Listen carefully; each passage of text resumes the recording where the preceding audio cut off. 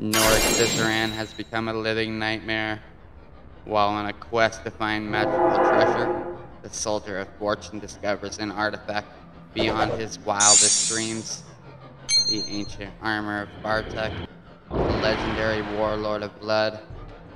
But the mysterious armor is cursed, channeling a malevolent power into Norik's tortured soul. Now, pursued by demons who covet the dark armor for their own devices, Norik must overcome a bloodlust he can scarcely control and learn the truth about his terrifying curse before he's lost to darkness forever.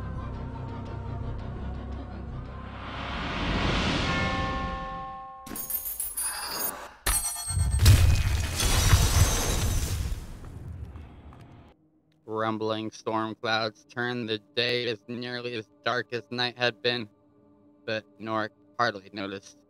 His mind still sought some come to grips with the terror of the previous evening and his own limited part in it. More men had died brutally because of Norik's stand quest for gold, although, unlike Satan and Botson, these had likely deserved execution for past crimes. Their deaths had been too awful as far as the soldier had been concerned. The innkeeper especially had suffered a horrible demise, the returning demon bringing back far too much proof of its thorough handiwork. Norik only gave thanks that the hellish beast had returned to the nether realm shortly thereafter with its prize. That, of course, had not enabled Norik to escape the suit's own monstrous actions afterwards. As the desperate fighter moved on, he tried not to look down at the armor, greatly stained by the night's activities. Worse, each passing second, Norik remained aware that his own face still bore a few smudges, despite his best attempts to rub everything off. The armor had been very thorough in its foul work, and while he fought off the horrors in his thoughts, the suit pushed him unceasingly west. Thunder rumbled again and again, and the wind howled, but still, the armor moved on. Norik had no doubt that it would keep on moving, even if the storm finally broke. He had been granted one slight boon at least: the garnering of an old, dusty travel cloak hanging on a peg in the common room. The odds had been that it had belonged to the thieving innkeeper, but again Norik tried to avoid thinking of such things. The cloak obscured much of the armor and offered him a bit of protection should the rains come pouring down. A very small blessing, but one for which he was truly grateful. The more he headed west, the more the landscape changed, the mountains giving way to smaller hills and even flatlands. Now, much farther down in altitude, it also grew increasingly warm. The plant life turned lush, becoming more and more reminiscent of the dense jungles the fighter knew existed further south. For the first time, Norik could also smell the sea. What he recalled of the maps he and his companions had carried indicated to him that the more northerly of the Twin Seas could not be that far away at this point. Norik's original hope had been to head southwest to find one of the Vajeri, but he had suspicions that the cursed suit had other plans in mind. A fear briefly erupted within him that it might actually try to walk the breadth of the sea, dragging a helpless Norik into the inky depths. However, so far Bartek's armor had kept him alive, if not completely well. It apparently needed him breathing in order to achieve its mysterious goals. And after that, the wind continued to pick up, nearly buffeting Norik about, despite the determination of the cursed suit to keep on its course. No rain had fallen yet, but The air grew thick and moist, and fog began to develop. It became impossible to see very far ahead, and although that did not seem at all to bother the armor, now and then Norik still feared that it would walk him right off a cliff without ever realizing it. At midday, which almost might as well have been midnight for all the sun failed to penetrate the cloud cover, imps again began to summon to the unintelligible words, spouting unwillingly before, despite the growing fog. It took them but minutes to bring back prey. This time a deer. Nork ate his fill, then gladly allowed the small horned demons to drag the rest of the carcass back to their infernal abode. On and on he trudged, the smell of the sea growing stronger. Nor could barely see in front of him, but knew that he could not be far from it, and whatever destination the infernal armor had in mind. As if reading his thoughts, a building abruptly materialized in the mist, followed almost immediately by another. At the same time, he heard voices in the distance, voices clearly of those hard at work. His hands, his own for the moment, the exhausted traveler pulled his cloak tight about him. The less any of the locals saw what he wore underneath, the better. As he wandered through the town, Nork sighted a dim but vast shape in the distance. A ship. He wondered whether or not it had just arrived or prepared to disembark. If the latter, it likely would be the armor's destination. Why else would he have been brought to this specific place? A figure in the mariner's garb came from the opposite direction, a bundle under one arm. He had eyes and features somewhat akin to Foxen, but with much more animation to his face. "Oh, traveler, not a good day to be making your way from the interior, eh?" No. Norik would have walked past the man without another word, his concern that the mariner might become the next of the suit's victims. But his feet suddenly stopped.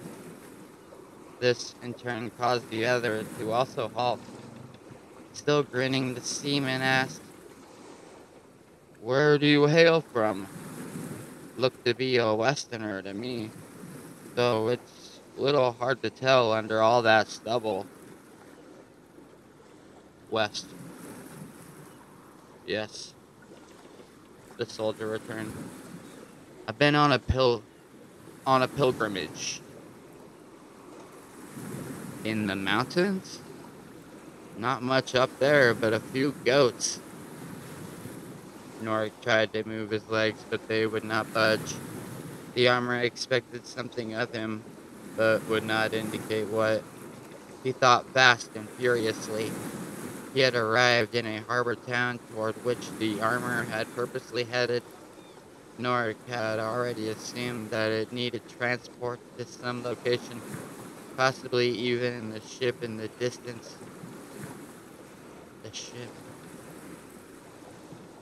Pointing toward the murky shape, Norik asked, "That vessel, is it heading out soon?"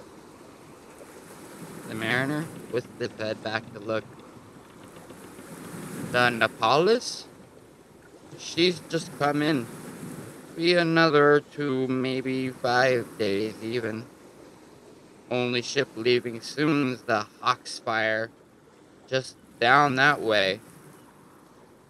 He pointed toward the south, then leaned close, far too close in Norik's anxious opinion, and added, "A word of caution there. The Hawksfire is not a good vessel. She'll be at the bottom of the sea one of these days. Mark me. Best to wait for the Nepalis, or My own fine girl, the Odyssey, though that'll mean a week or more. We need for a little refitting. Still, his legs would not move. What more did the armor want? Destination?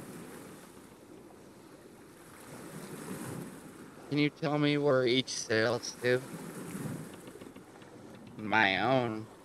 We're heading for Lane, but it'll be a while before we can leave. As I said, the Nepalis now that heads for Far Kingsport, a long journey, but a part of the Western Kingdoms, eh? Get you home faster, I think. That would be the right one for you, eh? Norik noticed no change. What about the Hawk's fire? Leaves tomorrow morn, I think. But I warn you against it. One of these days, she'll not make it all the way back from Luca Lane. And that's if she makes it there in the first place.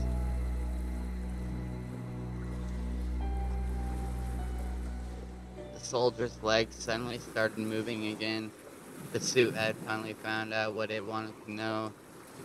Nora gave the mariner a quick nod. Thank you.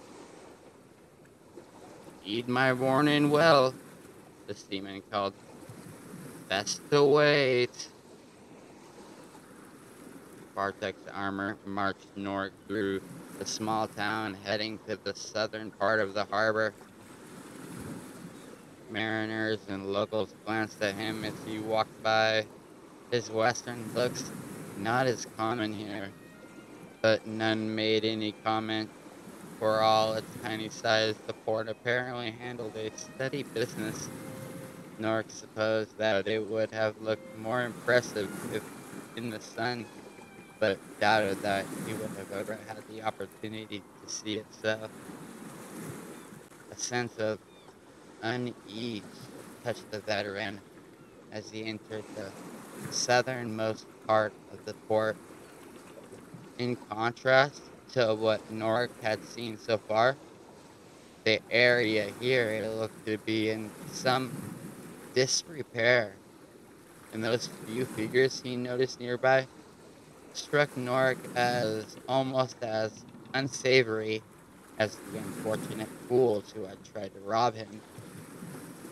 Worse, the only vessel in sight looked to be most appropriate for a journey desired by a cursed suit of armor.